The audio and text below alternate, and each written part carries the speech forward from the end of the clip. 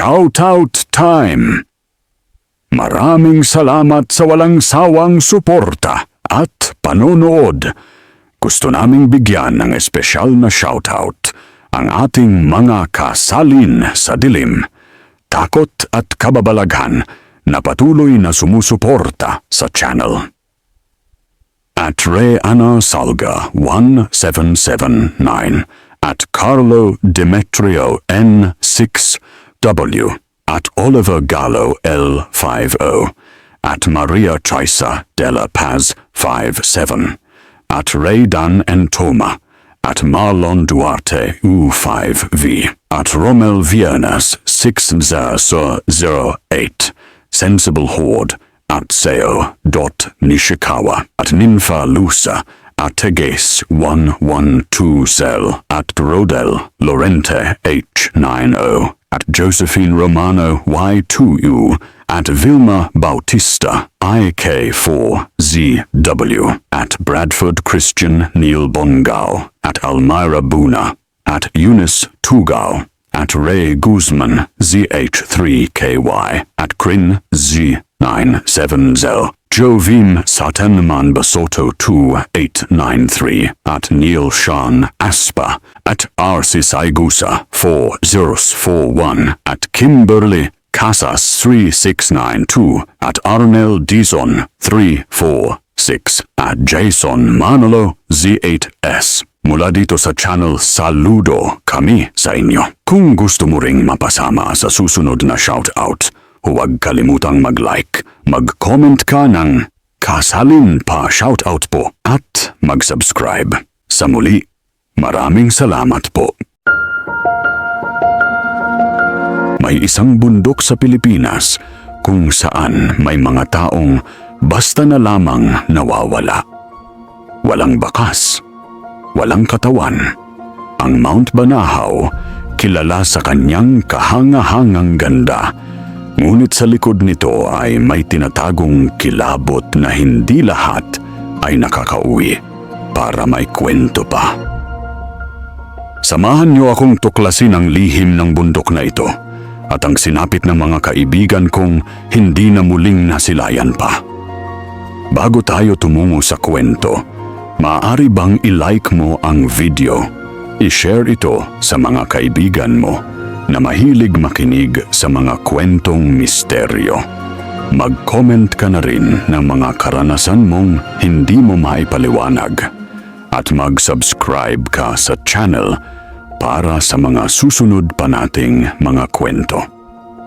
Ito ang mga nawawalang hikers sa Mantit Banahaw. Part 1.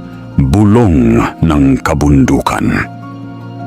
Ako si Juniboy Santos, 25 taong gulang at mahilig sa pag-akyat ng bundok.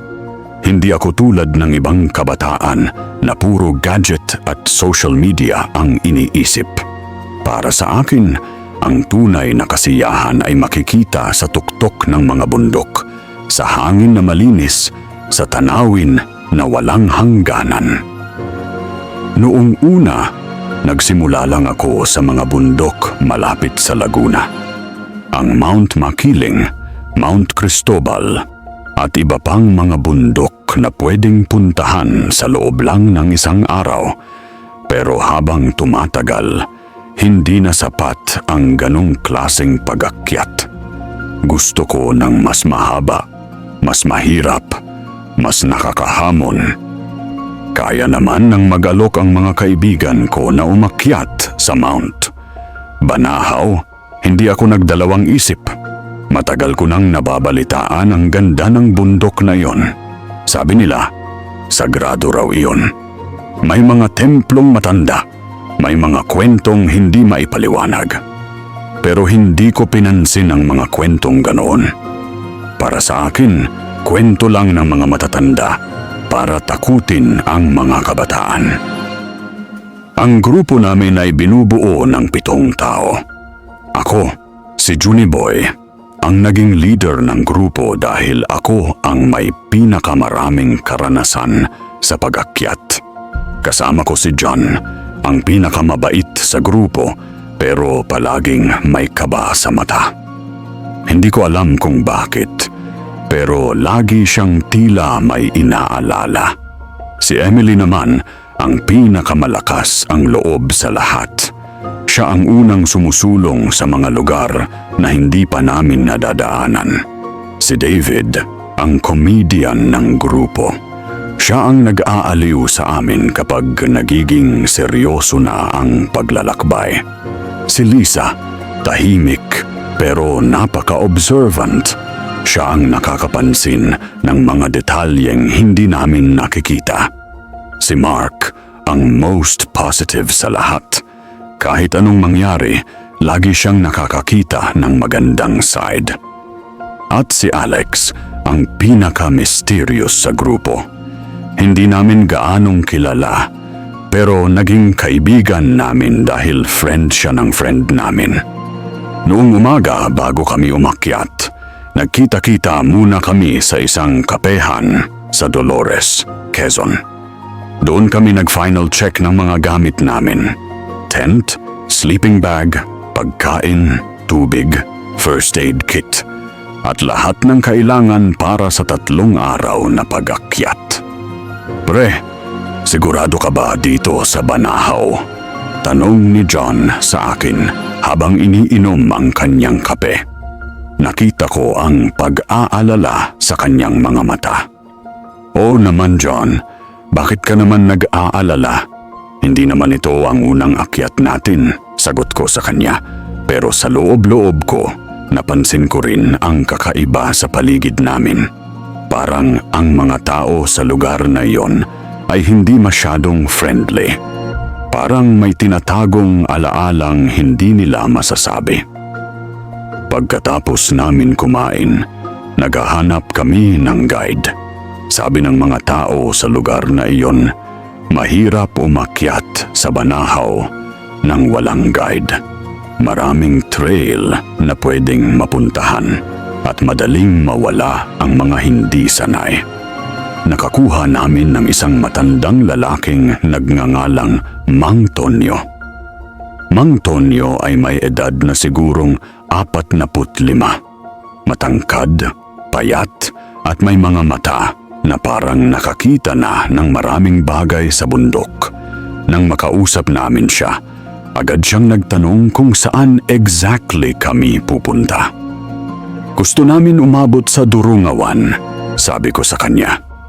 Nakita ko ang pagbabago sa ekspresyon ng kanyang mukha. Naging seryoso siya bigla. Mga kaibigan, maraming pwedeng puntahan sa Banahaw. Bakit hindi na lang sa Kalbaryo o sa Husgado? Sabi niya sa amin. Gusto lang namin makita ang view from the top, Mang Tonyo, sagot ni Emily. Ano po bang problema? Huminga ng malalim si Mang Tonyo. Walang problema, iha, pero kailangan niyong maging maingat. Ang Banahaw ay hindi ordinaryong bundok. May mga lugar dito na kakaiba. Kakaiba paano, Mang Tonyo? Tanong ni David na nakangiti pa rin. May mga nakikita, may mga naririnig na hindi natin maipaliwanag, lalo na sa mga lugar na malapit sa Durungawan, sagot ng matanda. Napatingin kami sa isa't isa. Nakita ko ang takot sa mata ni John, ang curiosity sa mata ni Emily, at ang excitement sa mata ni David. Si Lisa ay nananahimik lang, pero nakita ko siyang nag-notes sa kanyang maliit na notepad. Si Mark ay nakangiti pa rin, at si Alex ay parang wala lang sa kanya ang lahat. Okay lang, Mang Tonyo. Mga adventure seekers kami. Hindi kami natatakot sa mga kwentong ganyan. Sabi ko sa kanya, bagaman sa loob-loob ko, may part na nagsisimula ng mag-alala.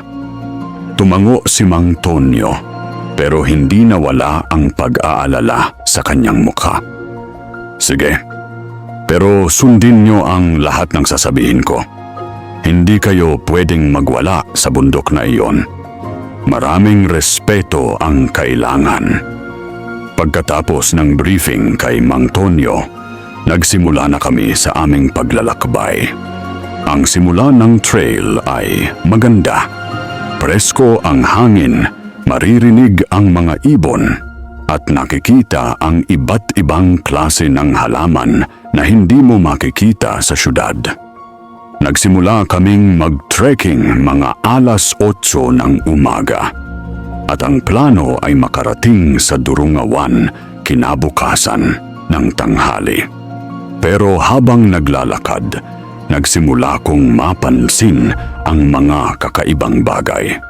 Una, ang mga ibon na maririnig mo sa simula ng trail ay unti-unting nagiging tahimik.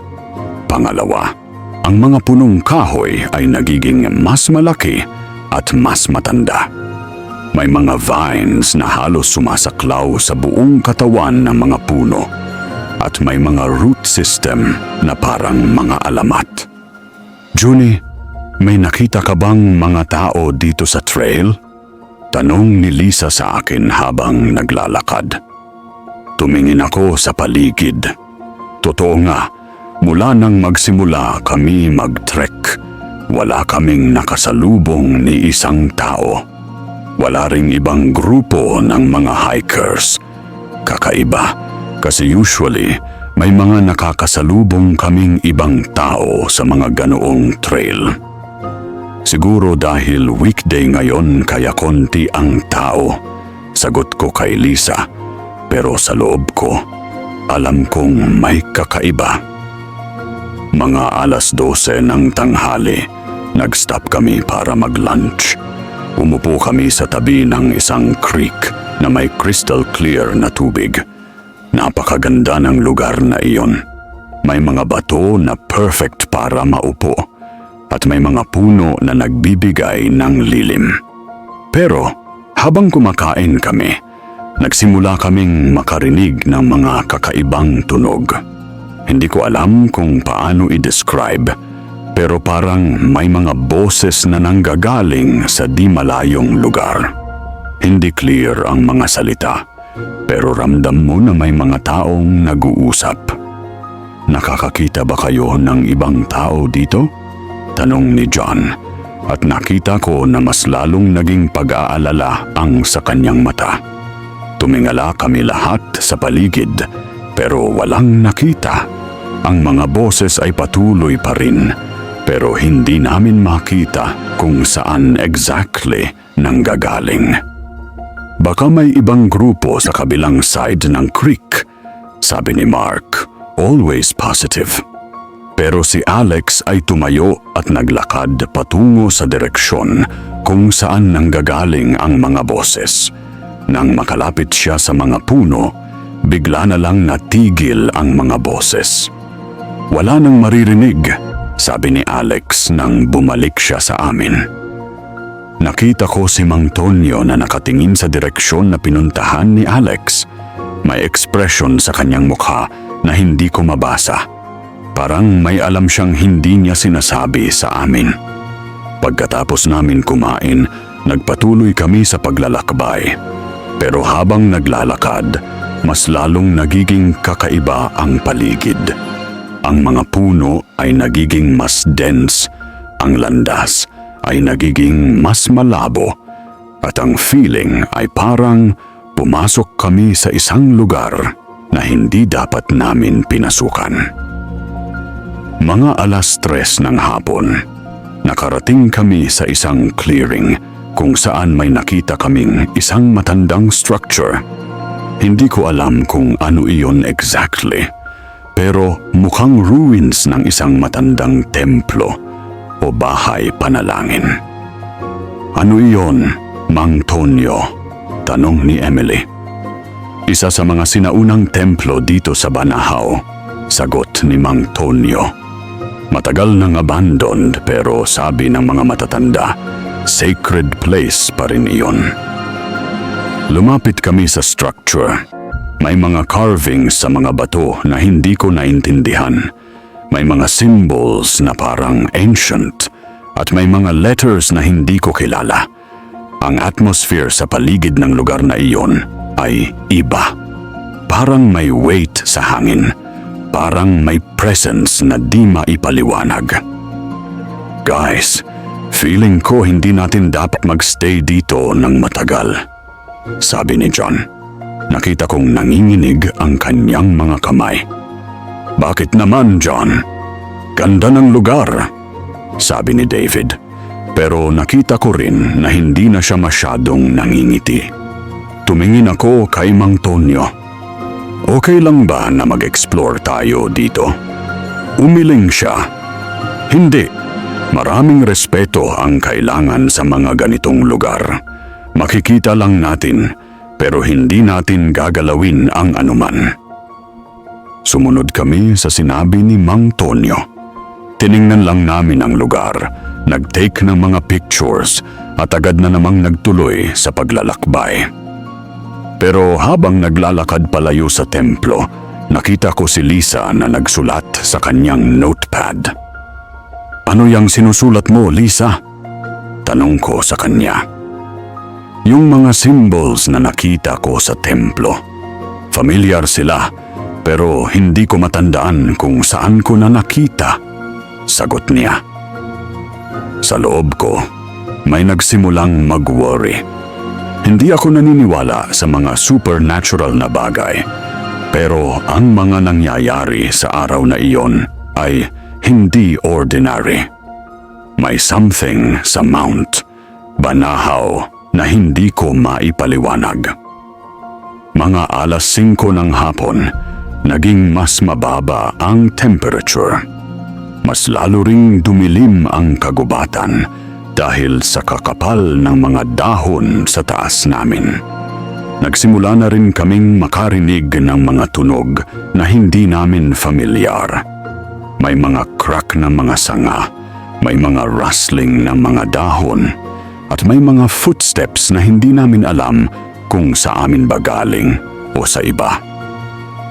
Mang Tonyo, normal ba itong mga tunog na ito? Tanong ni Mark. Normal lang, mga kaibigan. Maraming hayop dito sa kagubatan, sagot ni Mang Tonyo.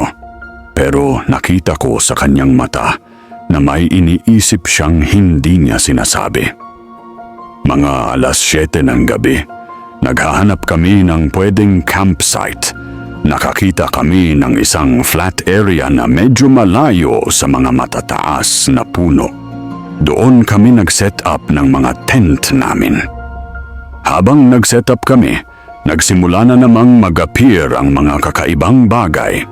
Una, nakita namin na ang mga ilaw galing sa aming flashlight ay parang hindi effective. Parang may something sa hangin na sumusupsop sa aming mga ilaw. Pangalawa, ang mga tunog sa paligid ay hindi huminto.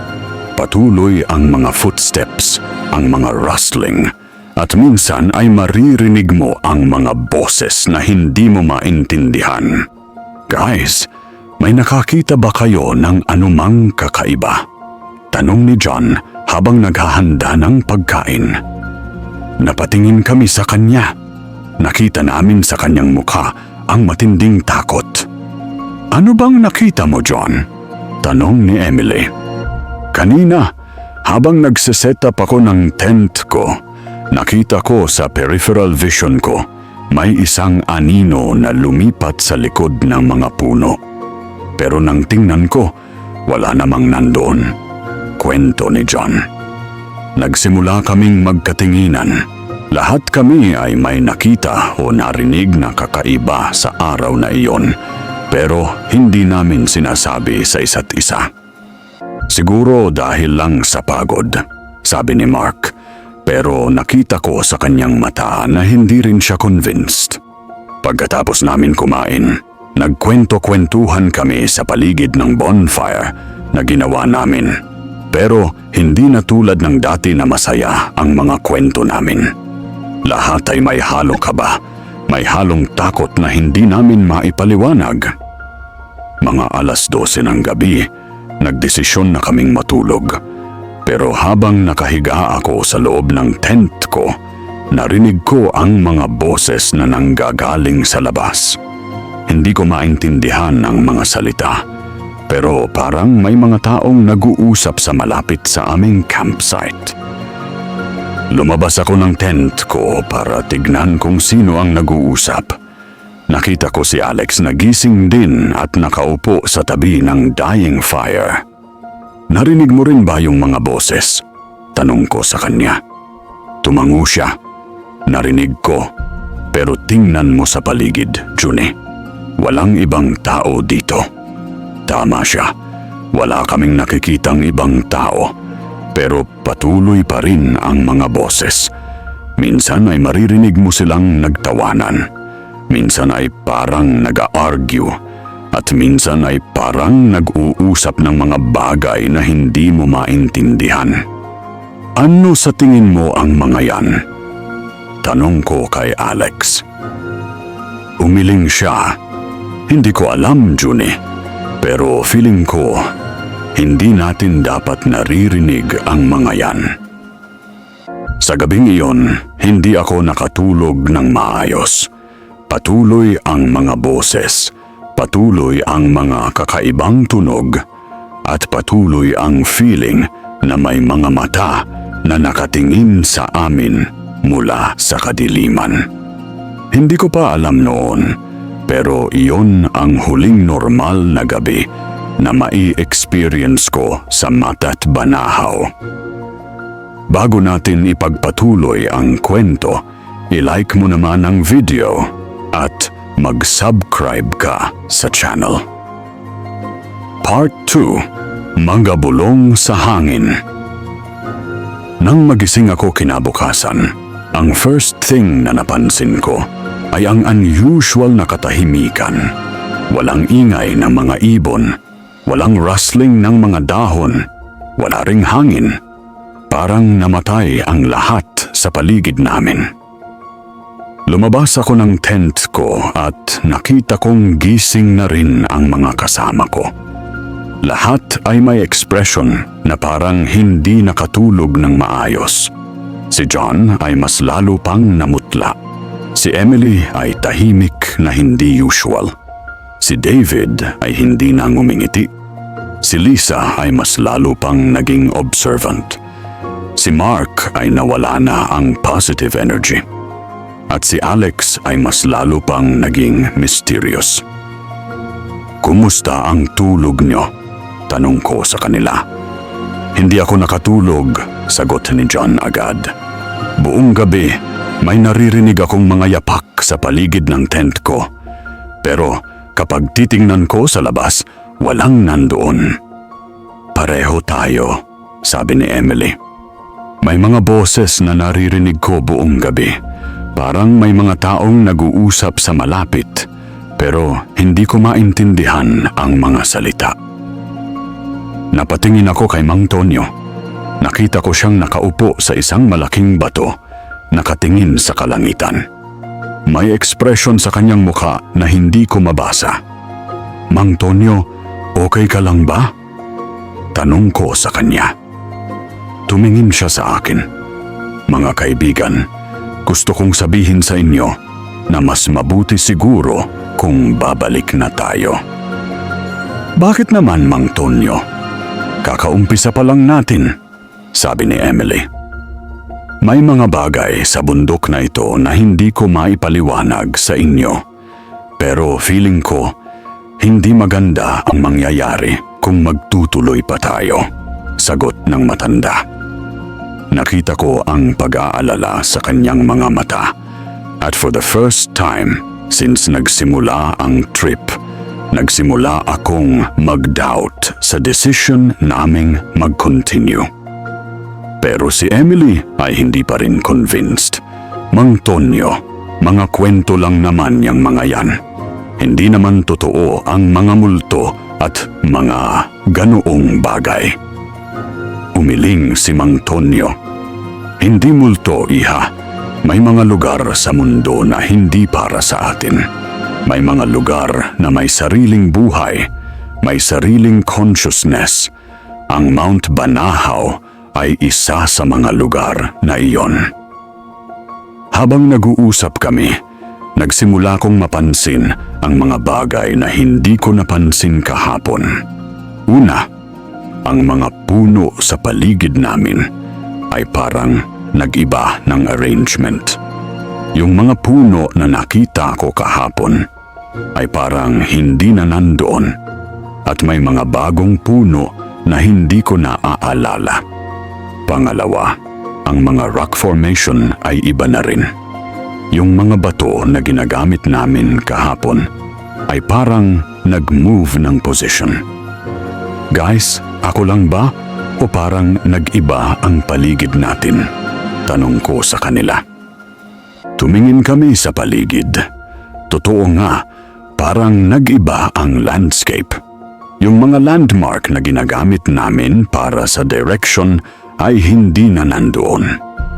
Siguro dahil sa light ng umaga kaya iba ang nakikita natin, sabi ni Mark. Pero hindi na convincing ang tone ng boses niya. Nagdesisyon kaming mag-breakfast at mag-continue sa journey namin. Pero habang kumakain, nagsimula kaming makarinig ng mga tunog na mas lalong kakaiba. May mga whisper na nanggagaling sa iba't ibang direksyon. May mga footsteps na mas malapit na sa amin. At may mga parang huni ng mga ibon na hindi familiar. Mang Tonyo, ano yung mga tunog na yan? Tanong ni Lisa. Hindi ko alam, sagot ni Mang Tonyo, pero nakita ko sa kanyang mukha na may alam siyang hindi niya sinasabi. Pagkatapos namin kumain, nag-pack up kami at nagsimula na namang mag-trek. Pero mas malala na ang mga nangyayari sa araw na iyon. Habang naglalakad, nakita ko sa peripheral vision ko ang mga aninong sumisilip sa likod ng mga puno. Kapag titignan ko directly, wala namang nandoon. Pero kapag hindi ko titingnan, makikita ko sila sa gilid ng mata ko. John, nakikita mo ba yung mga anino sa paligid? Tanong ko sa kanya. Tumango siya agad. Oo, Junie, nakikita ko sila. Parang may mga taong sumunod sa atin, pero hindi natin sila nakikita directly. Nagsimula kaming magpanik. Hindi normal ang mga nangyayari, pero wala kaming magawa kundi mag-proceed. Malayo pa kami sa exit ng bundok. At hindi namin alam ang way pabalik ng walang guide. Mga 12:00 ng tanghali, nakarating kami sa isang part ng trail na mas steep na. May mga hagdanan na gawa sa mga bato at may mga kawayan na ginagamit as railings. Pero ang kakaiba ay nakita namin ang mga fresh na footprints sa putikan. May ibang tao dito, sabi ni David. May mga footprints. Tiningnan namin ang mga footprints, pero ang kakaiba ay lahat ng prints ay parang papunta sa direksyon na pinanggalingan namin. Walang prints na papunta sa direksyon na pupuntahan namin. Parang lahat ng tao ay bumabalik, sabi ni Lisa. Walang taong nagtutuloy sa itaas. Nagsimula naming maintindihan ang meaning ng observation ni Lisa. Lahat ng tao na pumasok sa part na iyon ng bundok ay bumabalik. Walang nagtuloy hanggang sa Durungawan. Mang Tonyo, totoo ba ito? Tanong ko sa kanya. Tumango siya ng malungkot. Maraming tao na ang sumubok na umabot sa Durungawan. Pero konti lang ang nakakabalik. At yung mga nakakabalik ay hindi na tulad ng dating sila. Ibig sabihin, tanong ni Emily, nababaliw, nagiging takot sa lahat. Hindi na nakakakwento ng mga nangyari sa kanila. Sagot ni Mang Tonyo. Sa puntong iyon, nagsimula na kaming mag-second thoughts sa misyon namin. Pero si Emily ay matigas pa rin ang ulo. Mga takot lang yan. Hindi totoo ang mga kwentong ganyan, sabi niya. Pero nakita ko na kahit si Emily ay may takot na sa mata. Lahat kami ay may takot na. Pero ayaw namin aminin sa isa't isa. Nagpatuloy kami sa pag-akyat. Pero habang umaakyat, mas lalong nagiging dense ang kagubatan. Ang mga dahon sa taas ay mas lalong kumupal, kaya mas madilim ang paligid namin. Ang mga tunog ay mas lalong naging mysterious. At ang feeling na may sumunod sa amin ay mas lalong lumala. Mga 3:00 ng hapon, nakarating kami sa isang parte ng bundok na may mga matataas na rock formation. May mga cave na nakita namin at may mga ancient na mga carvings sa mga bato. Ang lugar ay beautiful, pero at the same time ay nakakakaba. Gusto ko tignan yung mga carvings na yan, sabi ni Lisa. Lumapit kami sa mga bato. Ang mga carvings ay mas detailed pa sa nakita namin kahapon. May mga figures na parang mga tao, pero may mga parts na hindi human. May mga symbols na parang letters, pero hindi namin kilala ang language. At may mga patterns na parang nagtetell ng story, pero hindi namin maintindihan. Ano kaya ang ibig sabihin ng mga yan? Tanong ni David. Hindi ko alam, sagot ni Lisa. Pero feeling ko, hindi maganda ang story na sinetel ng mga carvings na yan. Habang tinitignan namin ang mga carvings, nagsimula kaming makarinig ng mga boses na mas malapit na sa amin. Hindi na parang distant whispers, kundi parang may mga taong nag-uusap sa loob ng mga cave. May mga tao sa loob ng cave, sabi ni John. Lumapit kami sa entrance ng isa sa mga cave. Nakita namin na may light na nanggagaling sa loob at maririnig namin ang mga boses na nag-uusap. Hello? May tao ba dyan? Sigaw ni Emily. Biglang natigil ang mga boses at ang light sa loob ng cave ay nawala. Naghintay kami ng ilang minuto pero walang sumagot. Walang lumabas. Parang nawala na lahat ng nandoon sa loob. Baka nag-hide sila, sabi ni Mark. Pero sa loob ko, alam kong hindi normal ang nangyari. Hindi normal na may mga tao sa loob ng mga cave na yan. At hindi normal na biglang mawawala ang lahat kapag tinawag mo sila. Nagdesisyon kaming umalis sa area na iyon at maghanap ng ibang place para mag-camp. Pero habang naglalakad, nagsimula kaming mapansin na ang trail na tinatahak namin ay naging mas confusing. May mga paths na lumilitaw na hindi namin nakita papunta at may mga landmarks na nawala. Mang Tonyo, tama ba ang direksyon natin? Tanong ko sa kanya. Tumigil siya at tumingin sa paligid.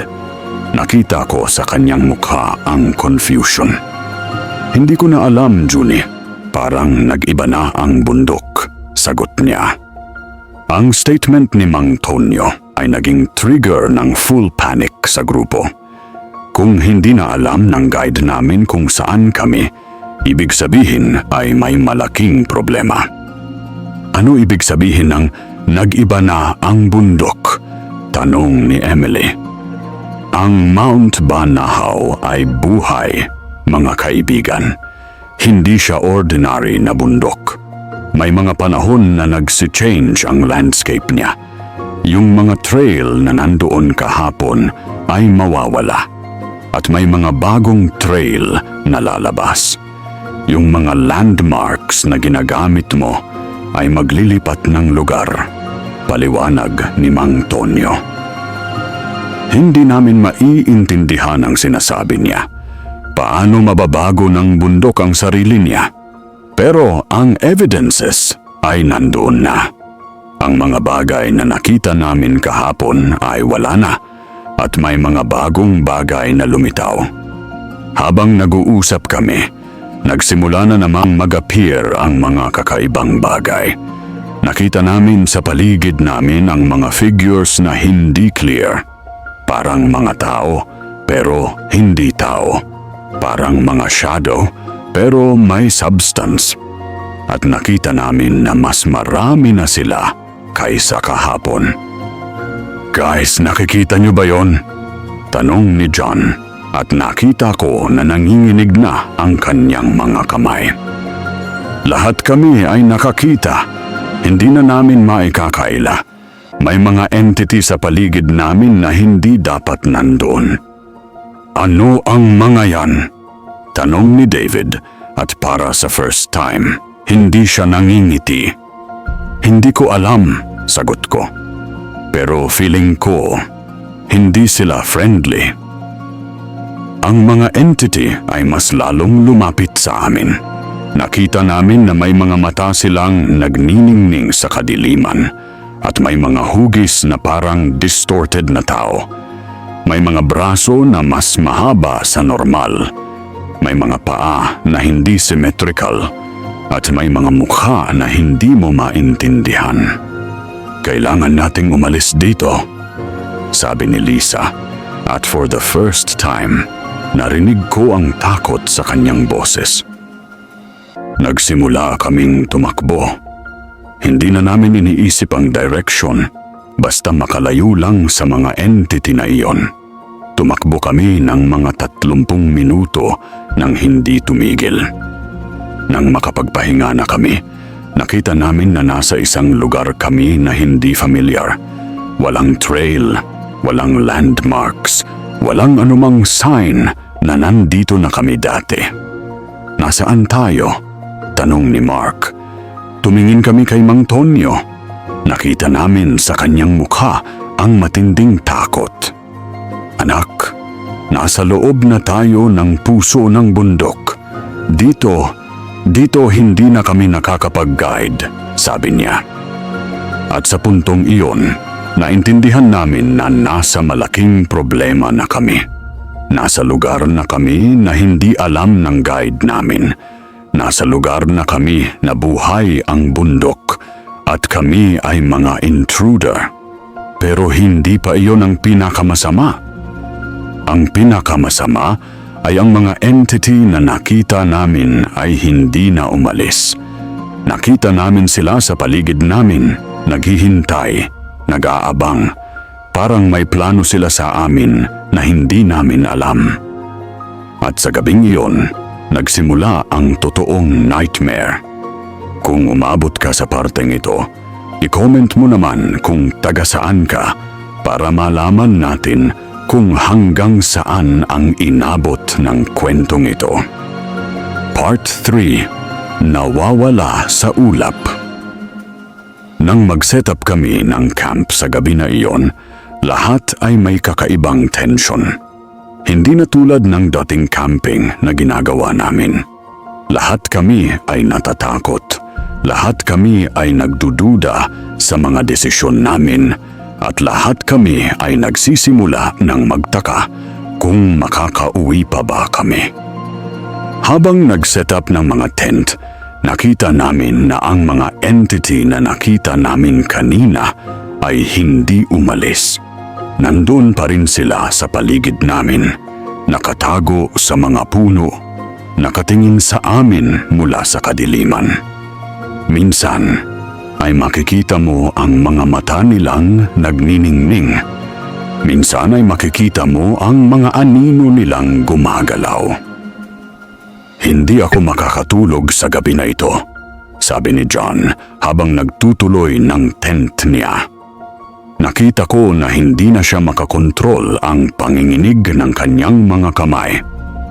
Lahat tayo may takot, John. Pero kailangan nating manatiling calm. Sabi ko sa kanya. Pero sa loob ko, alam kong hindi ko rin kayang maging calm. Si Mang Tonyo ay hindi na sumusulong sa pag-set up ng kanyang sariling tent. Nakaupo lang siya sa isang bato. nakatingin sa kalangitan na puno ng mga ulap. May ekspresyon sa kanyang mukha na parang nagpa-pray.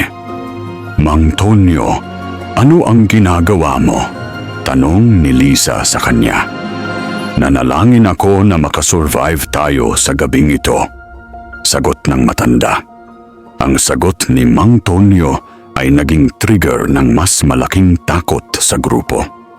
Kung ang guide namin na nakatira malapit sa bundok at kilala ang mga kwento ay natatakot na, ibig sabihin ay may malaking danger talaga. Habang kumakain kami ng dinner, nagsimula na namang lumala ang mga kakaibang pangyayari. Una, ang pagkain namin ay parang nag-i-change ng lasa. Yung mga instant noodles na lagi naming kinakain ay may kakaibang lasa na hindi namin ma-identify. Pangalawa, ang tubig na inom namin ay naging mas malamig kaysa normal at may aftertaste na metallic. Pangatlo, ang mga utensils namin ay parang nag-i-vibrate sa kamay namin. "May kakaiba sa pagkain natin," sabi ni Emily. "Hindi normal ang lasa." "Siguro dahil sa altitude," sabi ni Mark. Pero nakita ko sa kanyang mata na hindi rin siya convinced. Pero ang pinaka nakakakatakot na pangyayari ay nagsimula nang marinig namin ang mga boses na mas malapit na sa amin. Hindi na parang distant whispers, kundi parang may mga taong nag-uusap sa loob ng aming campsite. "Nakikita ba ninyo kung sino ang nag-uusap?" tanong ni David. Tumingin kami sa paligid. Walang ibang tao sa campsite namin. Kami lang ang 7 tao, kasama si Mang Tonyo. Pero ang mga boses ay parang nanggagaling sa gitna namin. "Siguro hallucination lang dahil sa pagod," sabi ni Mark. Pero ang trembling ng kanyang boses ay hindi convincing. Nang mag-decide na kaming matulog, nagsimula ang pinakamahabang gabi ng buhay ko. Pumasok ako sa tent ko, pero hindi ako makatulog. Patuloy ang mga boses sa labas, patuloy ang mga footsteps, at patuloy ang feeling na may nakatingin sa akin. Mga 12:00 ng gabi, naririnig ko sa labas ng tent ko ang boses ni John na nag-uusap sa hindi ko kilala. Hindi ko maintindihan ang mga salita, pero parang nag-a-argue sila. Lumabas ako ng tent ko para tignan kung ano ang nangyayari. Nakita ko si John na nakatayo sa gitna ng campsite, nag-uusap sa hangin. Walang ibang tao sa harap niya, pero parang may kausap siyang hindi ko nakikita. "John, sino ang kausap mo?" tanong ko sa kanya. Tumingin siya sa akin at nakita ko sa kanyang mga mata ang kakaibang ekspresyon. Parang hindi siya si John. Parang ibang tao ang nasa katawan niya. "Sinasabi nila sa akin na sumama ako sa kanila, Junie," sabi niya sa akin. "Sinasabi nila na mas okay doon sa lugar nila kaysa dito." "Sino ang mga sila, John?" tanong ko sa kanya. "Yung mga tao na nakatira dito sa bundok. Matagal na silang nakatira dito at gusto nila akong maging part ng kanilang community," sagot ni John. Sa puntong iyon, naintindihan ko na may nangyayari kay John na hindi normal. Hindi siya nag-uusap sa mga ordinaryong tao. Nag-uusap siya sa mga entity na nakita namin kanina. "John, walang tao dito. Naghahalusinate ka lang," sabi ko sa kanya. Pero hindi siya nakinig sa akin. Nagsimula siyang maglakad patungo sa kadiliman, palayo sa aming campsite. "John, saan ka pupunta?" sigaw ko sa kanya. "Sasama ako sa kanila, Junie. Ang sabi nila, mas peaceful doon sa lugar nila," sagot niya nang hindi lumingon. Sinubukan kong sundan si John, pero nang makalapit ako sa edge ng aming campsite, may nakita akong mga mata na nagniningning sa kadiliman. Maraming mata, lahat nakatingin sa akin.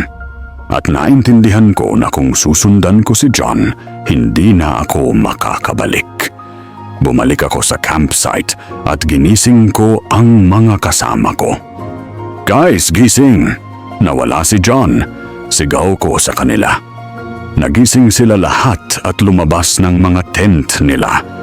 Tumingin kami sa paligid, pero wala nang trace si John.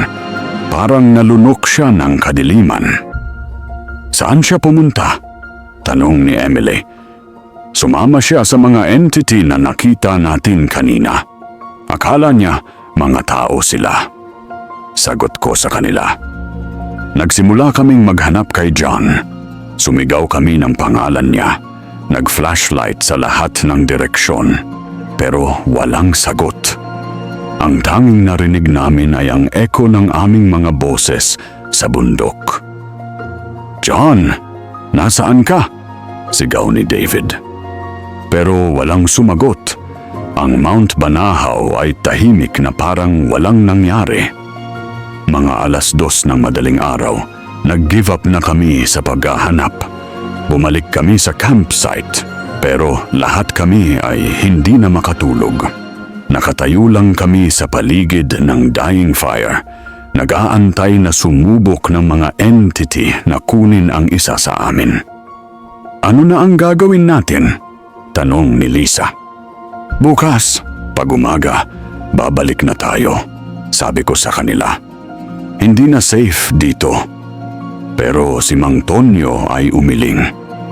"Hindi na natin alam ang daan pabalik, Junie. Nag-iba na ang bundok." Totoo nga. Hindi na namin alam kung paano kami makakabalik sa civilization. Ang mga trail na dumaan namin ay wala na. Ang mga landmarks ay nag-iba na. At ang buong landscape ay parang nag-transform na. Habang naghihintay ng umaga, nagsimula naming marinig ang boses ni John sa malayong lugar. Parang tumatawag siya sa amin, parang nag-ask for help. Pero hindi namin alam kung totoo ba iyon o trick lang ng mga entity. "Yun ba si John?" tanong ni Emily. "Hindi ko alam," sagot ko. "Pero feeling ko, hindi natin dapat sundan yung boses na yun." Tama ang hinala ko. Ang boses ni John ay nagsimulang mag-iba. Nagsimula siyang mag-sound na hindi si John. Nagsimula siyang mag-sound na iba, nakakaiba, na hindi human. Nang sumukat ang umaga, nagsimula kaming mag-pack up. Desisyon namin na mag-try na bumalik, kahit hindi namin alam kung paano. Pero habang nag-pack up, nagsimula na namang magkaroon ng mga kakaibang pangyayari. Una, ang mga gamit namin ay nag-disappear one by one. Yung sleeping bag ni John ay nawala. Yung backpack niya ay nawala. At lahat ng mga personal belongings niya ay parang sinuot ng bundok. Pangalawa, ang weather ay biglang nag-change. Mula sa magandang umaga, biglang naging maulap at mahangin. Parang may storm na paparating. Pangatlo, ang mga entity na nakita namin kagabi ay mas marami na. Nakikita namin sila sa paligid namin, mas confident na, mas aggressive. "Kailangan nating umalis na dito," sabi ni Mark, at nakita ko na hindi na siya positive tulad ng dati. Nagsimula kaming maglakad, pero hindi namin alam kung saan. Sinusundan lang namin ang feeling namin na baka makahanap kami ng way out. Pero habang naglalakad, mas lalo kaming napapasok sa loob ng bundok. Mga 12:00 ng tanghali, bumuhos ang malakas na ulan. Hindi ordinary na ulan, kundi parang binubuhusan kami ng tubig mula sa langit. Lahat ng mga gamit namin ay nabasa. Lahat ng mga damit namin ay dumikit sa katawan namin. At ang visibility ay naging 0. Sa gitna ng ulan, naririnig namin ang mga boses na tumatawag sa amin. Hindi lang boses ni John, kundi iba-ibang boses na hindi namin kilala. Parang may mga taong nag-a-ask for help, pero hindi namin alam kung totoo ba sila o trick ng bundok. Huwag ninyo pakinggan ang mga boses na yan. Sigaw ni Mang Tonyo sa gitna ng ulan.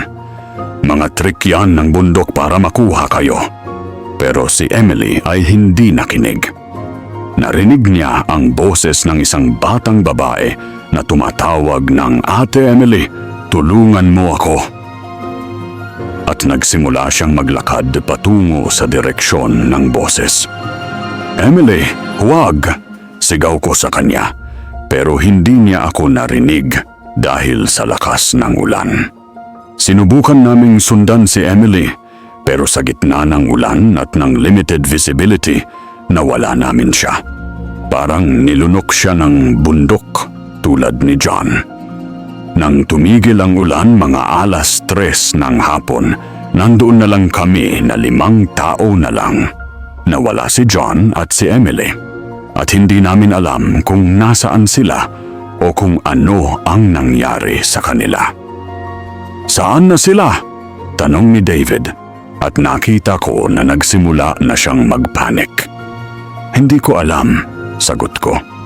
"Pero feeling ko, hindi na natin sila makikita." Nagsimula naming intindihin na ang Mount Banahaw ay hindi basta kumuha ng mga tao. May pattern siya. May rason siya. At sa pattern na nakikita namin, isa-isa kaming kinukuha. Ang tanong lang ay, sino ang susunod at kailan? Habang nag-iisip kami ng next move namin, nakita namin na ang paligid ay mas lalong naging hostile. Ang mga puno ay parang naging mas malaki, ang mga bato ay parang naging mas nakakatakot, at ang buong atmosphere ay parang naging mas oppressive. "Kailangan nating maghanap ng shelter," sabi ni Lisa. "Hindi safe na nandito lang tayo sa open." Nakahanap kami ng isang maliit na cave na pwedeng pagkubli. Pero habang papasok kami, nakita namin sa loob ang mga carvings na mas scary pa sa nakita namin dati. May mga images ng mga tao na hinahila ng mga hindi kilalang creature. May mga symbols na parang warnings.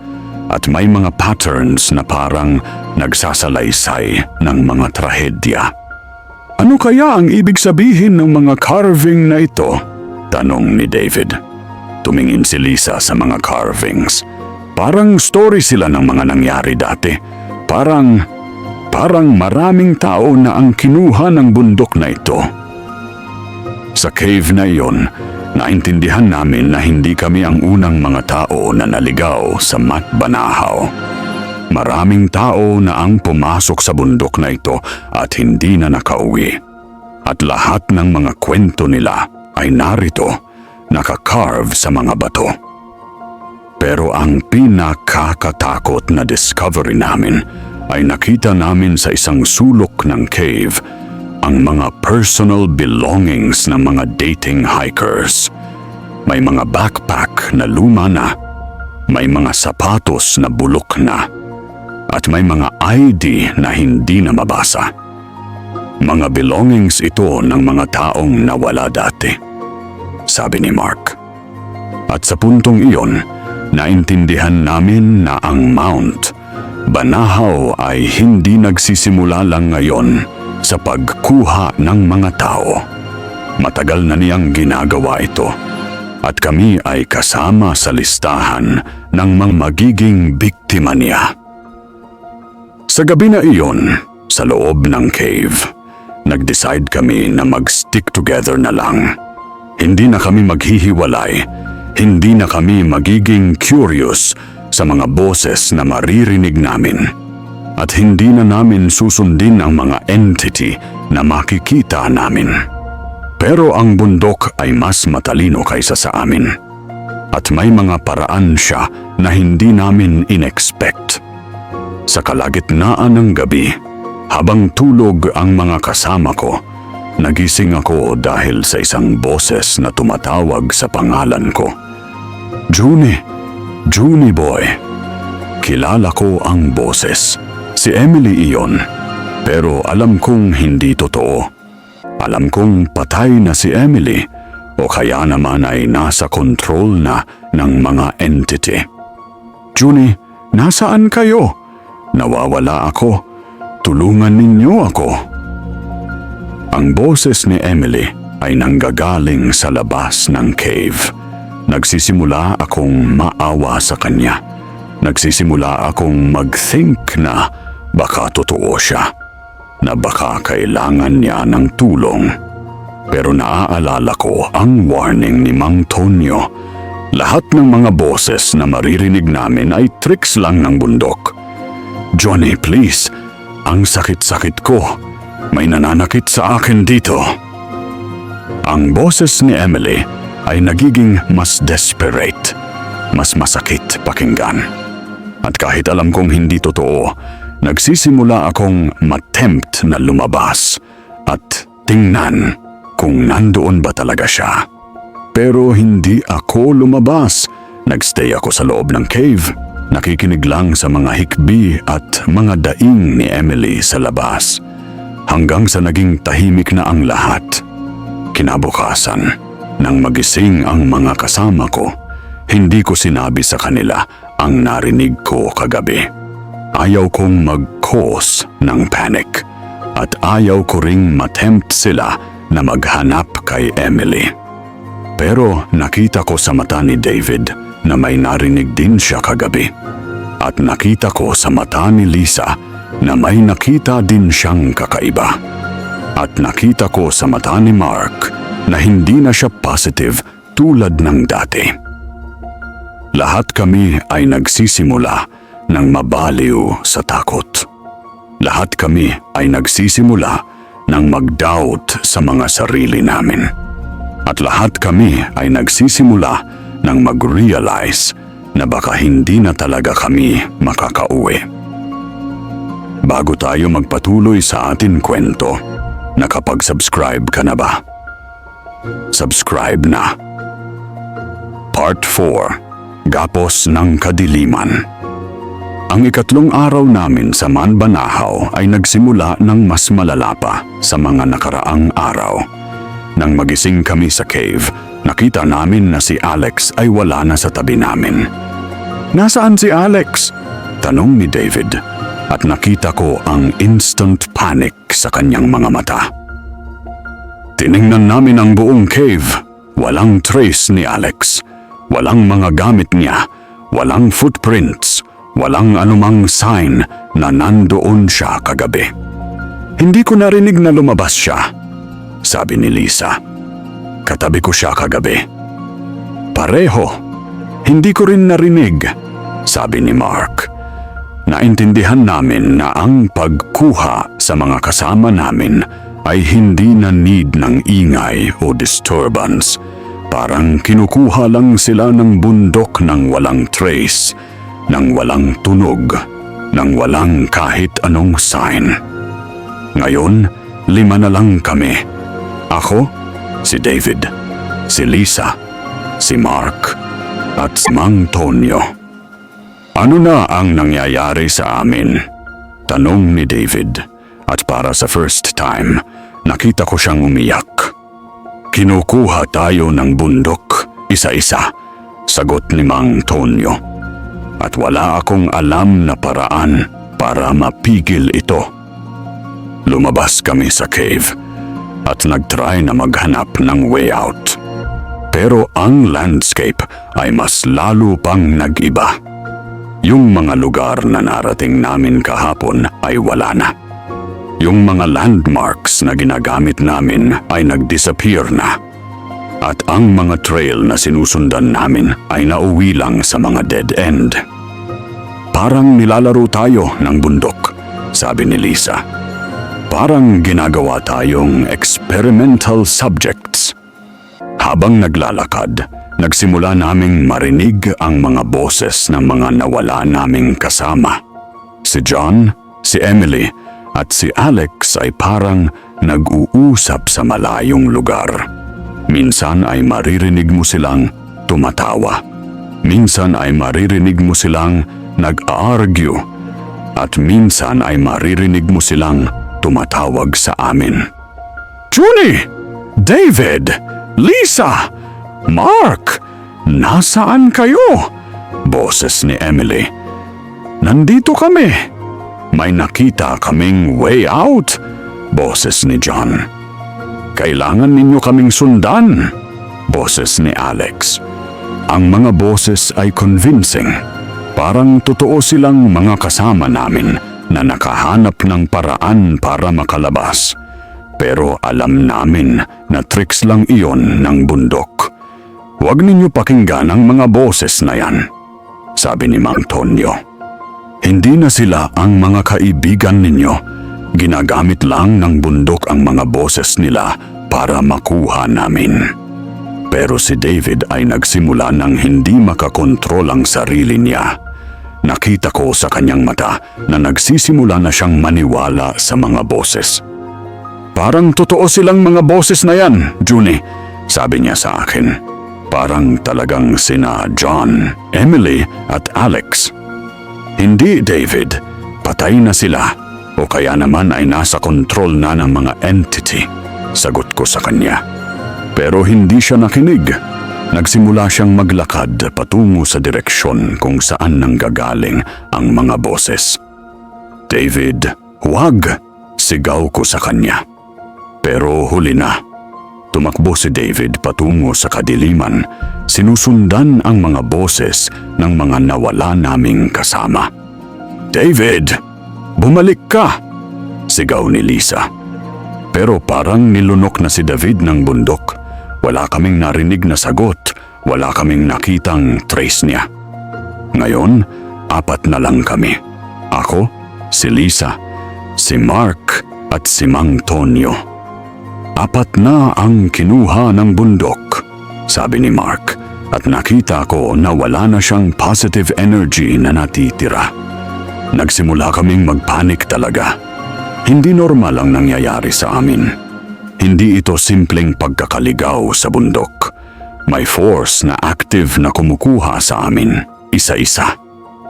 Mga 12:00 ng tanghali, nakarating kami sa isang clearing kung saan nakita namin ang isang malaking ancient na structure. Hindi templo, hindi bahay, kundi parang altar na gawa sa malaking mga bato. Sa gitna ng altar ay may nakita kaming mga bones. Hindi animal bones, kundi human bones. Maraming human bones na arranged sa isang pattern na hindi namin maintindihan. Ano ito? Tanong ni Lisa. Sacrificial altar, sagot ni Mang Tonyo. Dito dinudukot ang mga tao na kinukuha ng bundok. Lumapit kami sa altar. Nakita namin na ang mga bones ay hindi matanda. May mga bones na mukhang recent pa. May mga bones na may mga remnants ng clothing pa. Yung mga bones na ito, sila ba yung mga dating hikers na nawala dito? Tanong ni Mark. Tumango si Mang Tonyo. Lahat ng kinukuha ng bundok ay dinidukot dito at ginagawang sacrifice sa mga entity na nakatira sa Mount Banahaw. Sa puntong iyon, naintindihan namin kung ano ang mangyayari sa amin. Hindi kami basta mawawala sa bundok. Hindi kami basta mamamatay. Kami ay magiging sacrifice sa mga entity na nakatira dito. Habang tinitignan namin ang altar, nagsimula kaming makarinig ng mga footsteps na papalapit sa amin. Hindi 1 o 2, kundi maraming footsteps. Parang may army na papalapit sa amin. Tumingin kami sa paligid. Nakita namin na surrounded kami ng mga entity na nakita namin sa mga nakaraang araw. Pero ngayon, mas clear na sila. Mas defined ang mga hugis nila. At mas scary ang mga mukha nila. Hindi sila tao. Hindi sila hayop. Hindi sila normal na creatures. Sila ay mga entity na hindi dapat nandito sa mundo natin. Mga entity na nandito para kumuha ng mga tao at gawing sacrifice. Ano ang gusto ninyo sa amin? Sigaw ko sa mga entity. Hindi sila sumagot, pero nakita ko sa mga mata nila ang hunger. Nakita ko sa mga ekspresyon nila na matagal nila kaming hinihintay. At nakita ko sa mga kilos nila na ready na silang kunin kami.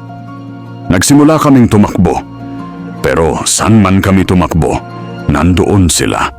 Kahit saang direksyon kami pumunta, nakikita namin sila. Parang walang escape route na available para sa amin. Wala tayong matatakbuhan, sabi ni Mang Tonyo. Surrounded na tayo. Totoo nga, kahit saan namin tignan, nandoon ang mga entity. Naghihintay lang sila na mapagod kami sa pagtakbo para kunin namin. Napunta kami sa isang maliit na area na may mga malaking bato na pwedeng protection. Doon kami nag-hide, hoping na hindi kami makita ng mga entity. Pero hindi kami nakatago ng matagal. Nakita namin na lumalaki ang mga entity. Nagiging mas malaki sila, mas powerful, mas frightening. At nakita namin na papalapit na sila sa hiding place namin. Kailangan nating lumaban, sabi ni Lisa. Hindi pwedeng mag-surrender lang tayo. Kumuha kami ng mga bato, ng mga stick, ng lahat ng pwede naming gamitin as weapons. Pero alam namin na walang effect ang mga physical na weapons sa mga entity na iyon. Nang makalapit na sa amin ang mga entity, nakita namin na may isang entity na mas malaki sa lahat. Parang leader nila. At nakita namin na hawak niya ang mga kasama namin na nawala. Si John, si Emily, si David, at si Alex ay nandoon. Pero hindi na sila ang dating mga kaibigan namin. Naging mga puppet na sila ng mga entity. Naging mga zombie na sila na ginagamit para makuha ang mga natitira sa amin. Johnny, Lisa, Mark, sumama na kayo sa amin, sabi ni John. Pero ang boses niya ay iba na.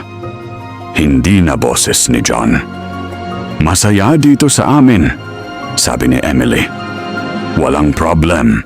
Walang stress, walang worry.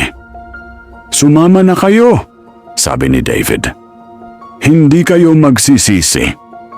Join us, sabi ni Alex. Nakita namin na controlled na sila ng mga entity. Hindi na sila ang mga kaibigan namin. Ginagamit na lang sila para makumbinsi kami na sumama sa kanila. Hindi, sigaw ko sa kanila. Hindi kayo ang mga kaibigan namin. Pero nagsimula silang lumapit sa amin at nakita namin na sa likod nila ay ang leader ng mga entity. Ready na kunin ang natitira sa amin. Sa desperadong situation na iyon, nagdesisyon si Mang Tonyo na mag-sacrifice ng sarili niya para makatakas kami. Mga anak, takbo na kayo. Ako na ang bahala sa mga entity na ito. Sigaw ni Mang Tonyo at tumakbo siya patungo sa mga entity. Nakita namin na kinuha ng mga entity si Mang Tonyo. Pero dahil sa ginawa niya, nakakuha kami ng chance na tumakas. Tumakbo kami ng mga 30 minuto nang hindi tumitingi. Tumakbo kami hanggang sa makarating kami sa isang parte ng bundok na hindi familiar. Pero at least, hindi namin nakikita ang mga entity. Ngayon, 3 na lang kami ako, si Lisa, at si Mark. 5 na ang kinuha ng bundok, sabi ni Mark, at nakita ko na ready na siyang sumuko. Huwag kang sumuko, Mark, sabi ko sa kanya. Kailangan nating mag-survive. Pero sa loob ko, alam kong konti na lang ang chance namin. Konti na lang ang oras namin. At konti na lang ang mga tao sa grupo namin. Ang Mount Banahaw ay halos nakuha na ang lahat.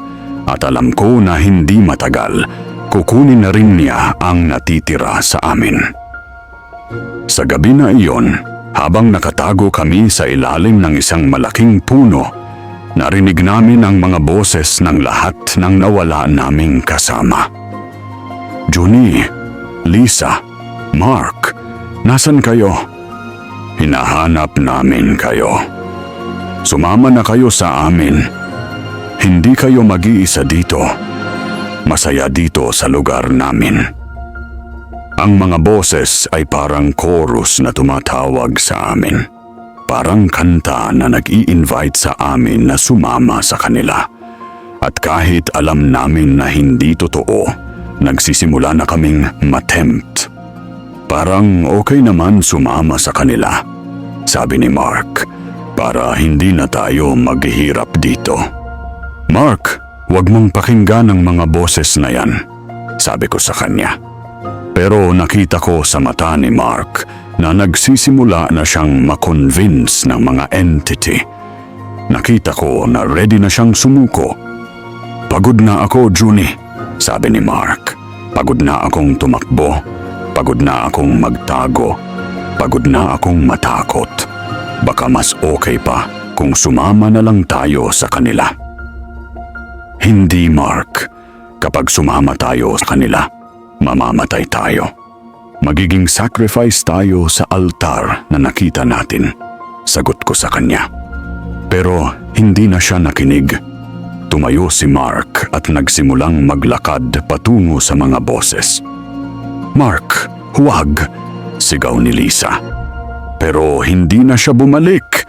Parang na-hypnotize siya ng mga boses at sumama na siya sa mga entity. Ngayon, 2 na lang kami. Ako at si Lisa. 6 na, sabi ni Lisa. 6 na ang kinuha ng bundok. Nakita ko sa mata ni Lisa ang acceptance. Nakita ko na alam niya na hindi na kami makakauwi. Nakita ko na ready na rin siyang sumuko. Lisa, huwag kang sumuko, sabi ko sa kanya. Kailangan pa nating mag-try. Para saan pa, Junie? Tanong ni Lisa. Makita mo naman, lahat ng ginawa nating pagtakas ay walang resulta. Lahat ng ginawa nating pagtago ay nahanap pa rin tayo. Ang Mount Banahaw ay mas powerful kaysa sa atin. Totoo ang sinabi ni Lisa. Lahat ng ginawa namin ay walang epekto. Ang bundok ay laging nananataling mas matalino, mas powerful, mas in control kaysa sa amin. Pero hindi ako pwedeng sumuko. Hindi ako pwedeng hayaan na makuha ako ng bundok ng basta-basta. Kailangan kong mag-try na mabuhay. Kailangan kong mag-try na makauwi para maikwento ang nangyari sa amin. Sa gabing iyon, habang tulog si Lisa, nagising ako dahil sa isang kakaibang tunog. Hindi ingay ng mga entity, hindi rin mga boses ng mga nawala naming kasama. Ito ay isang tunog na parang may kumakatok sa mga puno. Tok! Tok! Tok! Umangat ako at tiningnan ang paligid. Nakita ko sa malayong lugar ang isang ilaw na kumikinang. Hindi flashlight, hindi apoy, kundi isang natural na ilaw na parang bituin na nahulog sa lupa. Ginising ko si Lisa. Lisa, tingnan mo yon, sabi ko sa kanya. Tumingala si Lisa at nakita rin niya ang ilaw. Ano kaya yon? Tanong niya. Hindi ko alam, pero parang iba siya sa lahat ng nakita natin dito. Sagot ko. Ang ilaw ay hindi threatening. Hindi siya kagaya ng mga entity na nakita namin. May something sa kanya na parang peaceful, parang safe. Parang tumatawag siya sa atin, sabi ni Lisa. Totoo nga, ang ilaw ay parang gumagalaw papalapit sa amin. Tapos papalayo. Tapos papalapit ulit. Parang nag-i-invite siya na sundan namin siya. Baka trick na naman ito ng bundok, sabi ko. Pero parang iba siya, Junie. Parang hindi siya part ng mga masasamang entity dito. Sagot ni Lisa. Nag-debate kami kung susundan ba namin ang ilaw o hindi. Sa isang banda, natuto na kami na huwag sundan ng mga kakaibang bagay sa bundok na ito. Sa kabilang banda, wala na kaming ibang opsyon. Lahat ng ginawa namin ay nauwi lang sa failure. Sa huli, nag-decide kami na sundan ang ilaw. Pero mag-ingat at ready na tumakas kapag nakita namin na trick lang siya. Nagsimula kaming maglakad patungo sa ilaw. At nakita namin na habang lumalaki kami, hindi siya tumatakbo. Hindi siya nag-disappear tulad ng mga ibang kakaibang bagay na nakita namin dito. Nang makalapit na kami sa ilaw, nakita namin na may isang matandang babae na nakatayo sa gitna nito. Hindi siya scary, hindi siya threatening. Siya ay may peaceful na aura at may expression sa kanyang mukha na parang may alam siyang paraan para makaalis kami dito. Mga anak, sabi ng matandang babae sa amin, matagal ko na kayong hinahanap. Hindi kami nakasagot. Sobrang surprised kami na may normal na tao pa sa bundok na ito. Sino po kayo? Tanong ni Lisa. Ako si Aling Nena. Dati rin akong natrap sa bundok na ito. Pero nakahanap ako ng paraan para hindi ako makuha ng mga entity. Sagot ng matanda. Paano po ninyo nagawa yon? Tanong ko. May secret ako na natutunan ko sa mga taong dating nakatira dito sa bundok. May paraan para makatakas sa mga entity. Pero kailangan ninyo ng lakas ng loob para gawin yon. Sagot ni Aling Nena. Nagsimula siyang ikwento sa amin ang tunay na history ng Mount Banahaw. Ang bundok na ito ay sacred place noon, sabi niya. May mga taong nakatira dito na may special na power. Pero dumating ang mga konkistador at pinilit silang umalis.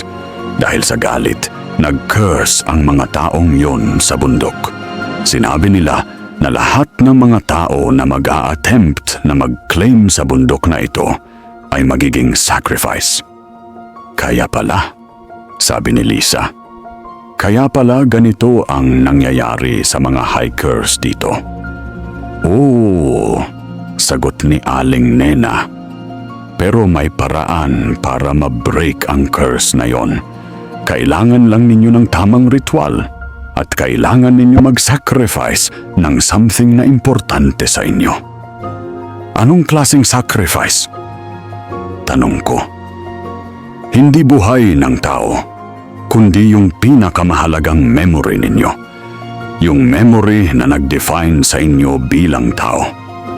Kapag na-sacrifice ninyo yon, matatanggal kayo sa list ng mga target ng mga entity at makakalabas kayo sa bundok, sagot ni Aling Nena. Ang sinabi ni Aling Nena ay nakakatakot din. Ang pinakamahalagang memory namin, yung mga memories na nag-shape sa amin bilang tao. Pero kapag ginawa namin yon, maaalala pa ba namin kung sino kami? Tanong ni Lisa. Maaalala ninyo pa rin ang basic things, yung pangalan ninyo, yung pamilya ninyo, yung mga kaibigan ninyo. Pero yung specific na memory na i-sacrifice ninyo ay mawawala na sa inyo forever, sagot ni Aling Nena. Hindi madaling desisyon, pero sa situation namin, wala na kaming ibang choice. Paano po namin gagawin ang ritual na yon? Tanong ko. Itinuro ni Aling Nena ang isang lugar sa bundok kung saan may ancient na circle na gawa sa mga bato. Doon ninyo gagawin ang ritual. Uupo kayo sa gitna ng circle at iniisip ninyo yung memory na gusto ninyong isacrifice. Tapos sasabihin ninyo sa lahat ng entities na willing kayong mag-give up ng memory na yon in exchange ng freedom ninyo, sagot ni Aling Nena. Sigurado po ba kayong gagana yon?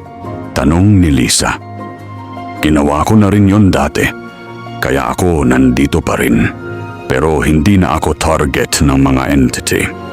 Pero tandaan ninyo, once na nasacrifice ninyo na yung memory, hindi na ninyo siya ma-retrieve. Gone forever na siya, sagot ni Aling Nena. Nag-usap kami ni Lisa kung ano ang gagawin namin. Sa isang banda, scary ang idea na mawawala ang isang important memory. Sa kabilang banda, mas scary ang idea na maging sacrifice kami sa mga entity. Ano ang memory mo na willing mong i-sacrifice? Tanong ko kay Lisa. Yung memory ko nung namatay ang nanay ko, sagot ni Lisa.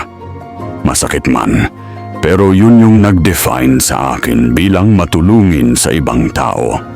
Pero kung kailangan kong i-sacrifice yon para makauwi, gagawin ko. Yung akin naman ay yung memory ko nung nag-propose si Sarah sa akin, sagot ko. Yung moment na yun ang nag-motivate sa akin na maging better person. Pero kung kailangan kong i-sacrifice yon para makita ko ulit siya, gagawin ko.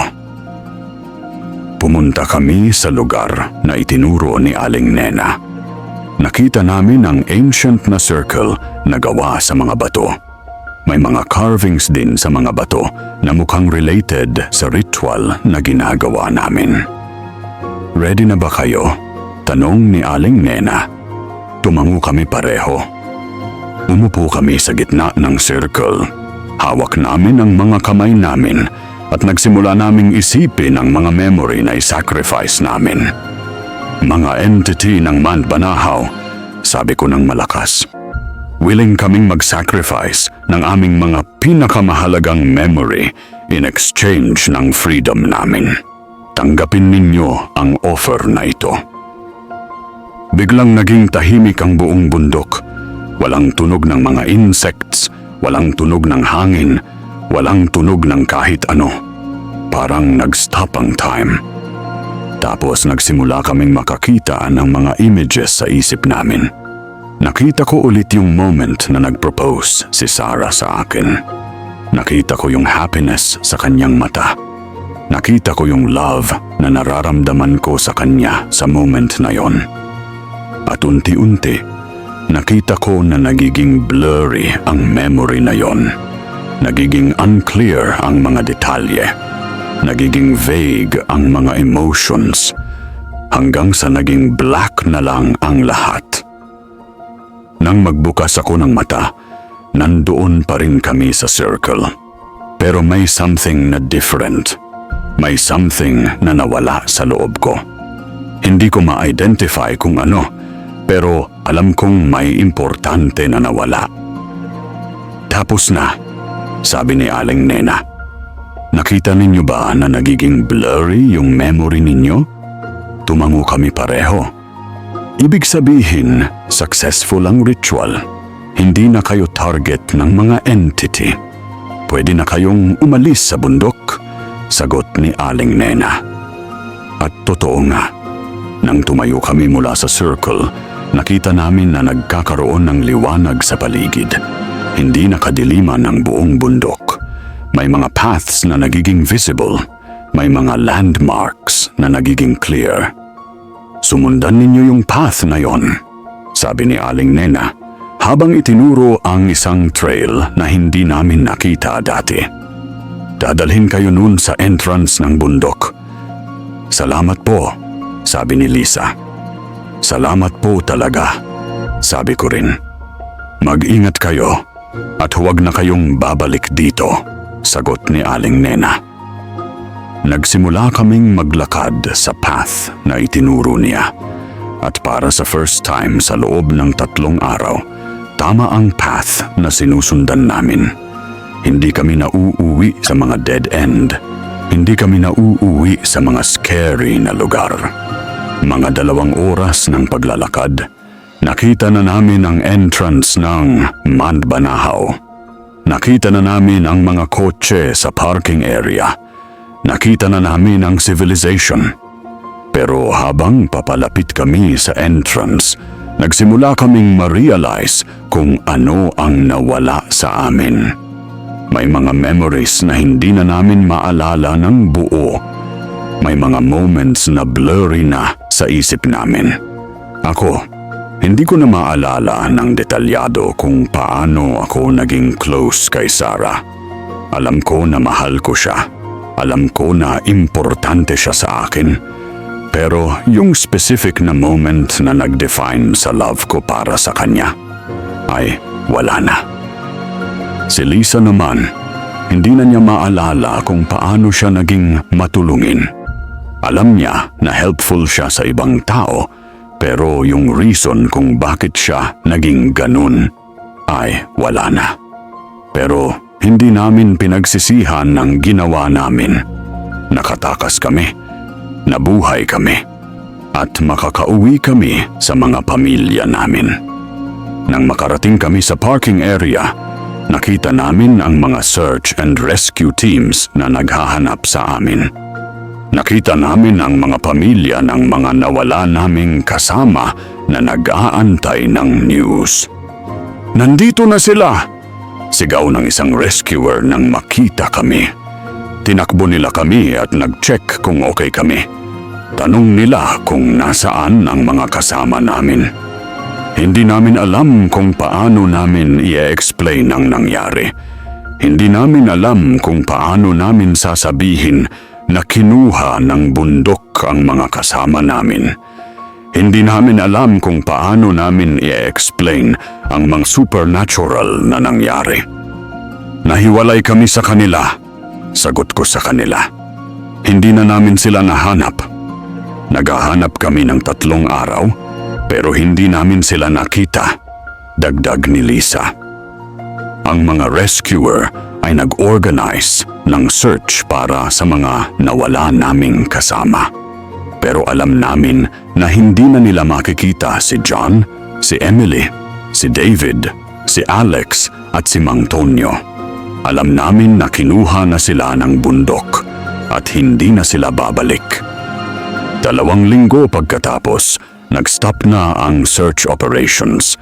Nag-declare ang authorities na presumed dead na ang mga nawala naming kasama. Ako at si Lisa ay bumalik na sa normal na buhay namin, pero hindi na kami pareho ng dating namin. May mga parte ng personality namin na nawala kasama ng mga memories na nisacrifice namin. Pero nabuhay kami, at yun ang pinakamahalaga. Minsan, nadadala pa rin kami sa takot kapag naririnig namin ang mga kwento tungkol sa Mount Banahaw. Minsan, napapanaginip pa rin kami sa mga entity na nakita namin doon. Pero alam namin na hindi na kami babalik sa bundok na yon. Hindi na kami mag-a-adventure sa mga lugar na may kakaibang reputation. Natutunan namin na may mga lugar sa mundo na hindi dapat tinatapakan ng mga ordinaryong tao. May mga lugar na may sariling batas, may sariling mundo, may sariling mga nilalang. At ang Mount Banahaw ay isa sa mga lugar na yon. Hanggang ngayon, kapag narinig ko ang pangalang Mount Banahaw, nakakaramdam pa rin ako ng takot. Nakakaramdam pa rin ako ng guilt na hindi ko na-save ang mga kasama ko. Pero nakakaramdam din ako ng gratitude na nakasurvive kami. Na nakakuha kami ng chance na makauwi sa mga mahal namin sa buhay. At nakakaramdam din ako ng responsibility na ikwento ang nangyari sa amin para sa mga taong balak mag-adventure sa Mount Banahaw. Kaya sinusulat ko ang kwentong ito para sa mga taong gustong pumunta sa bundok na yon. Para sa mga taong akala nila na normal lang ang Mount Banahaw. Hindi normal ang bundok na yon. May mga entity doon na hindi dapat makita ng mga tao. May mga lugar doon na hindi dapat puntahan. Kaya kung balak ninyong mag-hike sa Mount Banahaw, mag-isip muna kayo ng mabuti. Tanungin ninyo ang sarili ninyo kung worth it ba ang adventure na yon. Dahil sa Mount Banahaw, hindi lahat ng adventure ay may happy ending. Hindi lahat ng hiker ay nakakauwi.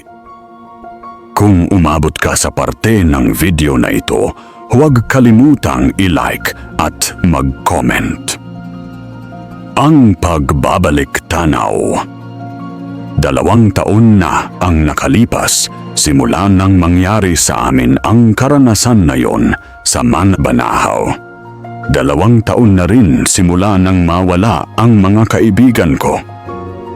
Hindi pa rin ako tuluyang nakaka-move on sa nangyari. Hindi pa rin ako tuluyang nakakalimutan ang mga mukha ng mga kasama ko bago sila mawala. Hindi pa rin ako tuluyang nakakalimutan ang takot na naramdaman ko sa bundok na yon. Pero natutunan ko na ring mag-appreciate ng mga simple na bagay sa buhay. Natutunan ko na ring maging grateful sa mga tao na nandito pa sa tabi ko. Natutunan ko na ring hindi basta-basta mag-adventure sa mga lugar na may kakaibang reputation. Si Lisa ay naging close friend ko after nang nangyari. May special bond kami dahil siya lang ang may alam ng totoong nangyari sa amin sa Mount Banahaw. Siya lang ang nakakaintindi sa takot na nararamdaman ko kapag maririnig ko ang pangalang yon. Si Sarah. At ako ay naging okay rin. Hindi ko man naalala yung exact na moment na nag-define sa love ko para sa kanya. Pero nakilala ko ulit siya sa mga araw pagkatapos ng adventure. Na-fall in love ako ulit sa kanya, pero sa ibang paraan na. Minsan, natatanong ko sa sarili ko kung tama ba ang ginawa namin. Kung tama ba na nag-sacrifice kami ng mga important memories para makauwi. Kung tama ba na iniwan namin ang mga kasama namin sa bundok. Pero sa huli, nare-realize ko na walang perfect na decision sa sitwasyon na yon. Lahat ng options ay may consequences. Lahat ng choices ay may presyo. Ang importante ay nakasurvive kami. Ang importante ay may chance pa kaming maging happy. Ang importante ay may opportunity pa kaming maging better persons. At ang pinaka-importante, may responsibility kami na ikwento ang nangyari sa amin para sa mga taong balak mag-adventure sa Mount Banahaw. Kaya sinusulat ko ang kwentong ito. Hindi para takutin kayo, kundi para bigyan kayo ng warning. Para bigyan kayo ng information na kailangan ninyo bago kayo mag-decide na pumunta sa bundok na yon. Sa mga mambabasa ng kwentong ito, sana naging malinaw sa inyo ang mensahe. Huwag kayong mag-underestimate ang Mount Banahaw. Huwag ninyong isipin na normal lang ang bundok na yon. Huwag ninyong isipin na dahil maraming tao ang nakakaakyat doon, ay safe na siya. May mga parte ng Mount Banahaw na hindi dapat puntahan. May mga trail na hindi dapat sundan. May mga lugar na hindi dapat makita ng mga ordinaryong tao. At kung balak ninyong mag-adventure doon, siguraduhin ninyong ready kayo sa lahat ng pwedeng mangyari. Siguraduhin ninyong may mga tao na nakakaalam kung saan kayo pupunta at kailan kayo babalik. Siguraduhin ninyong may mga contingency plans kayo kung mag-emergency. Pero ang pinaka-importanting advice ko sa inyo, huwag kayong maging overconfident. Huwag ninyong isipin na dahil experienced hikers kayo, ay kaya ninyo lahat.